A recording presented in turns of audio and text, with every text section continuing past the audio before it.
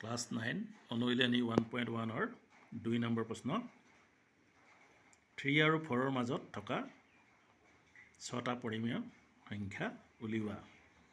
ইয়াত চোৱাচোন 3 আৰু 4 চাবলৈ গ'লে 3 আৰু 4 মাজত কোনো স্বাভাৱিক সংখ্যা নাথাকে। এতিয়া ইয়াৰ মাজৰ পৰিমেয় সংখ্যা উলিয়াবলৈ কৈছে। ইয়াৰ পৰিমেয় সংখ্যা উলিয়াবলৈ হ'লে আমি কেনেদৰে উলিয়াম চালে তোমালোকে বুজি পাবা। প্ৰথমতে চোৱা 3 ইজিকেল প্ৰথম সংখ্যাটো 3 আছিল ন, 3 ইজিকেল 21/7 বুলি আমি লিখিব পাৰিম। মানে হাতে যদি 21ক কাটি দিয়া হয় তেতিয়াহ'লে 3 ওলাব। গতিকে 3 আৰু 21/7 ভেলুটো সমান। একেদৰে 4 ইজিকেল 28/7 মানে হাতেৰে যদি 28ক কাটা তেতিয়াহ'লে কি হ'ব, 7 4 গুণ 28 4 ওলাব। তো ইয়াৰ ভেলুটো আমি এনেকৈ লিখিব পাৰোঁ। এতিয়া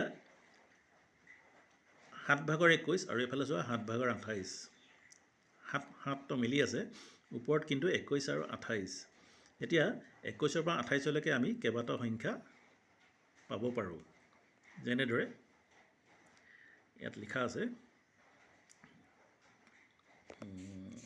আছে তোমাৰ 3 আৰু 4ৰ মাজৰ পৰিমেয় সংখ্যা 6টা হ'ল